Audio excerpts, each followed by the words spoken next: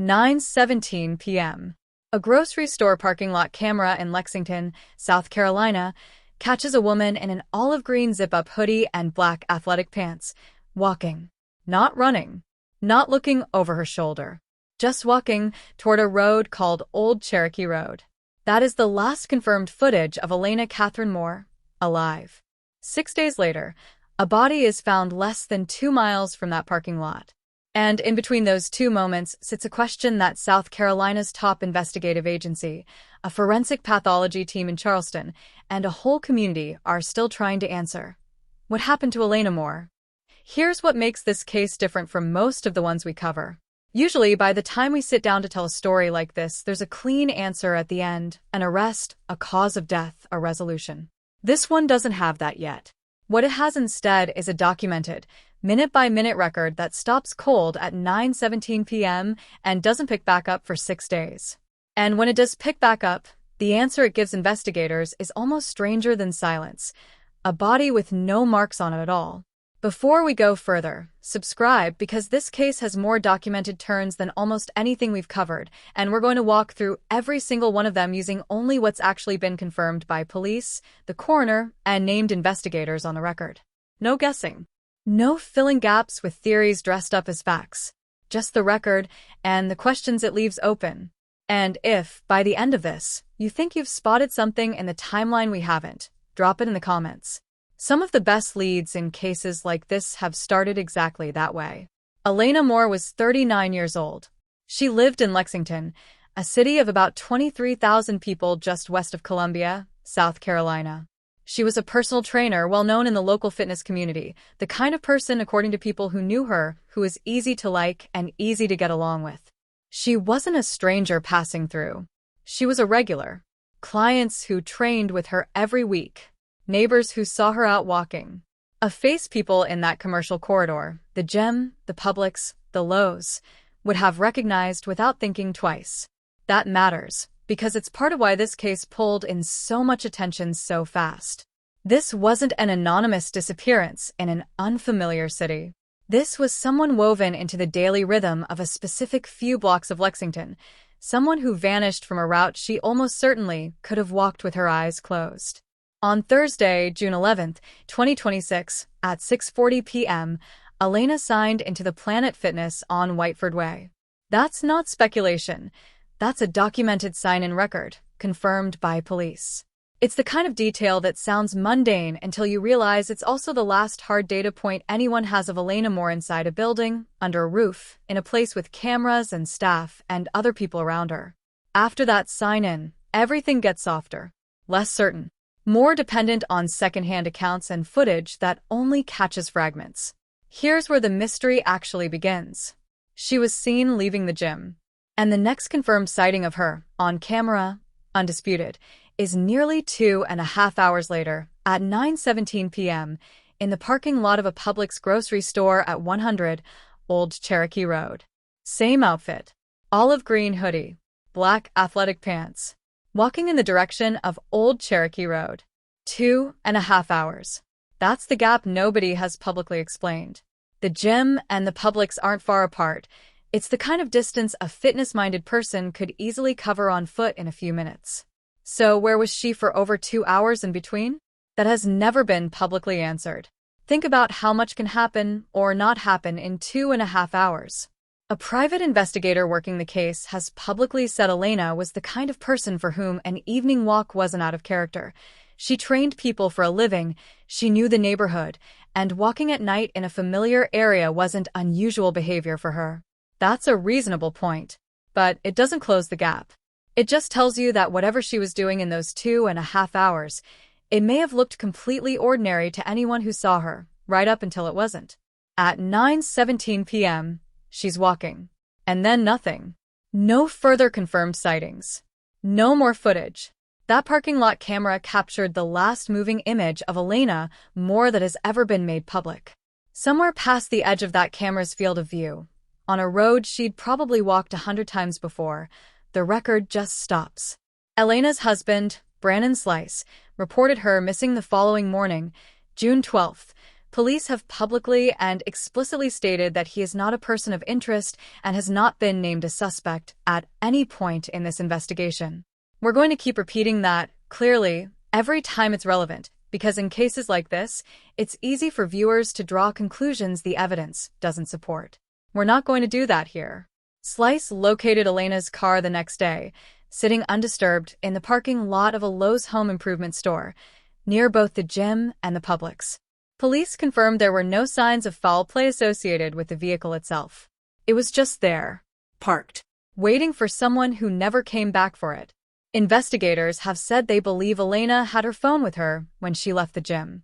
But here's a detail that matters. As the search unfolded, that phone was not generating any trackable signal. No pings. No location data. A phone stops pinging for one of a few reasons. It's off, it's dead, it's destroyed, or it's somewhere without signal, like dense woods or a low-coverage area. Investigators didn't know which of those it was. They just knew. Wherever Elena was, her phone wasn't reaching a tower. 4 days after Elena was last seen, June 15th, the Lexington Police Department deployed a multi-agency search operation.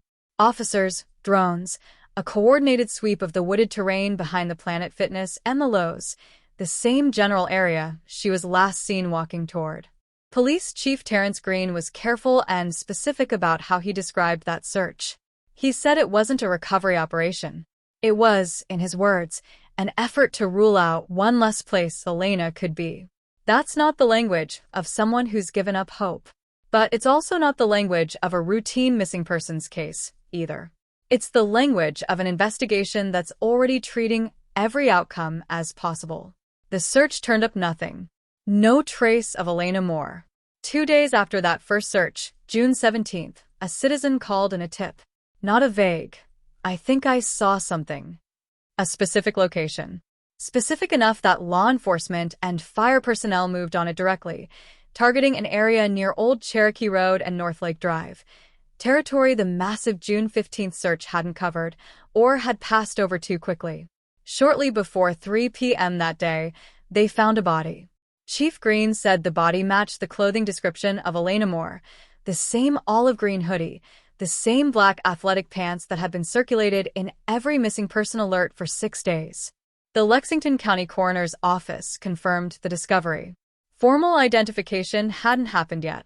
An autopsy was being scheduled, and the case was reclassified from a missing persons investigation to an active death investigation. The Lexington Police Department and the Lexington County Sheriff's Department both requested the South Carolina Law Enforcement Division, SLED, to assist. That matters. SLED isn't dispatched for routine cases. Their involvement means local investigators believed this required more resources, more forensic capability, more independent scrutiny than a standard case would get. It does not mean anyone has been named a suspect. It does not mean the death has been ruled a homicide. It means this needs a closer look before any conclusion is reached. 2 days later, on June 19th, the Lexington County Coroner's Office positively identified the body as Elena Katherine Moore. The autopsy was conducted the following day, June 20th, at the Medical University of South Carolina in Charleston. That's worth noting on its own. Bodies in cases like this are sometimes sent to a specialized facility rather than examined solely by the local county coroner, when investigators want the most thorough forensic resources available. The preliminary findings, released by Coroner Margaret Fisher, were almost more unsettling because of what they didn't find. No evidence of traumatic injury. No bruising. No lacerations. No gunshot wounds. No stab wounds. No blunt force trauma. No strangulation. No external injuries of any kind. In other words, nothing on the surface of Elena Moore's body explained how she died. The coroner's office said additional testing was required. Histological studies, meaning microscopic examination of tissue, a review of Elena's medical records, and full toxicology testing. As of the most recent public reporting, the cause and manner of her death remained pending, with officials saying the full process could take several days or even weeks to complete. That's where the official record currently stands. No cause of death. No manner of death. An open investigation. Before we get to what we don't know, Let's talk about something that's rarely explained clearly in coverage of this case: the actual geography. Elena's body was found near Old Cherokee Road and North Lake Drive, an area that includes wooded terrain and a section of a public walking trail that runs along a creek behind the shopping corridor, where she was last seen. According to public reporting, the location where she was ultimately discovered was roughly 1.5 miles from the Publix and close to 2 miles from the Planet Fitness. Here's the part that's genuinely hard to reconcile. The June 15th search, the big, multi-agency operation with drones and officers combing the wooded area directly behind the gym and the Lowe's, came up with nothing. 2 days later, a specific citizen tip sent investigators to a different section of that same general corridor, and within hours, they found her. That raises an honest, fair question that doesn't require any accusation to ask out loud. How does a large-scale search, using thermal drones and trained personnel, cover an area and find nothing, only for a precise location nearby to turn up a result almost immediately once someone pointed investigators there? There are ordinary, non-sinister explanations for this. Dense tree canopy can interfere with aerial thermal detection. A search grid can simply not extend as far as it needed to. Ground teams can miss a spot that isn't on the main path. All of that is possible, and none of it requires anything unusual to have happened. But it's also exactly the kind of detail that keeps an investigation like this one open, rather than closed, in the public's mind. The trail system in that part of Lexington isn't a single straight line either. It splits, it runs along both sides of a creek, and parts of it dead-end or loop back depending on which access point you take from the road. If Elena did walk into that corridor from Old Cherokee Road on the night of June 11th, retracing exactly how she could have ended up at the specific spot where she was found, rather than any of the dozen other points along that same trail system, isn't something that's ever been fully laid out publicly. It's a real, physical puzzle, and as far as we can tell, it remains unsolved in any confirmed, official account. If you know that area, if you've walked that trail, if you live near Old Cherokee Road, we'd genuinely like to hear from you in the comments. Not theories. Just what you know about how those paths connect. Here's where we have to be honest with you about something. If you've searched this case online, you've probably found videos, a lot of them, claiming to know more. Videos building elaborate theories about her marriage, her health, her state of mind, presenting speculation as if it were confirmed forensic fact. Some of it draws on things reportedly said by friends to media outlets. Some of it invents medical conditions that were never actually confirmed by police or the coroner. Some of it goes even further into territory we're not going to touch, claiming to have contacted her directly through devices that produce random noise. We're not going to do that here, and it's worth explaining why, because it's not just a legal disclaimer, it's about respecting what this case actually is. Elena Moore was a real person. She has a family, friends, and a community that are genuinely grieving. Her husband has been publicly and repeatedly cleared of suspicion by the police department investigating this case.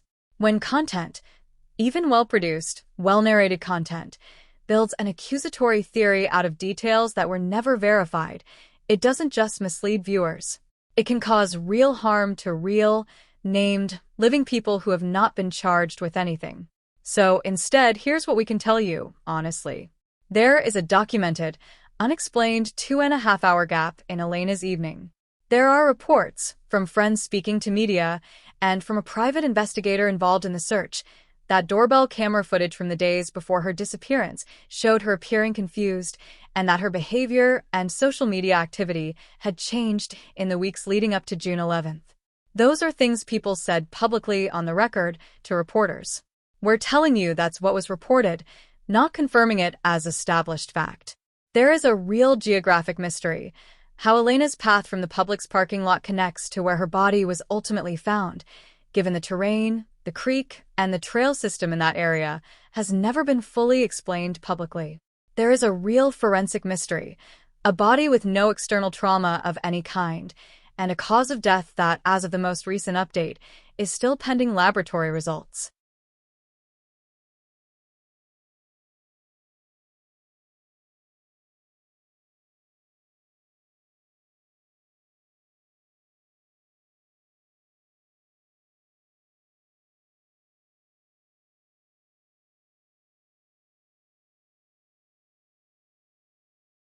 until all pending studies are completed and a forensic pathologist has determined both the cause and the manner of Elena Moore's death. That's not a satisfying ending. We know that. Cases like this rarely offer one on a set timeline. The science takes as long as the science takes, and getting it wrong to satisfy an audience's need for closure is worse than making people wait for the truth. What we do know is this: Elena Moore was 39 years old. She signed into a gym on a Thursday evening. She was captured on camera one final time, walking toward a road, in an outfit that would become the only identifying detail investigators had for 6 days. And somewhere in the hours after that, something happened to her that neither the surveillance footage, nor the search teams, nor the initial autopsy have been able to explain. Think about everything that had to line up for this case to stay this unresolved. A 2.5-hour gap with no footage. A phone that stopped transmitting. A massive, technology-assisted search that covered the right general area and still came up empty. A body found with literally no external sign of what happened to it. Any one of those on its own would be unusual. All four, stacked together, are why this case hasn't faded the way a lot of missing person stories quietly do after the first few news cycles. And that's really the heart of why we wanted to lay this out for you in full, start to finish, rather than just giving you a 2-minute headline recap. Cases like this live or die, in terms of ever getting answered, on two things: what the forensic science eventually shows, and whether enough public attention stays on it that a stalled investigation doesn't just quietly go cold. We can't do anything about the first one. That's in the hands of a laboratory in Charleston right now, running tests that take the time they take, whether we like it or not. But the second one, that's actually something an audience like this one can affect.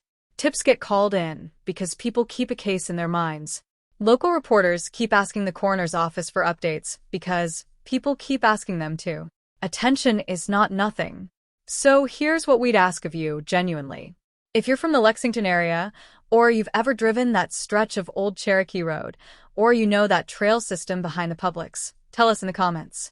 If you remember anything from that week in June, anything you saw or heard locally, even if it seems unimportant, the people actually investigating this want to hear it more than we do. But starting the conversation here helps keep the case visible.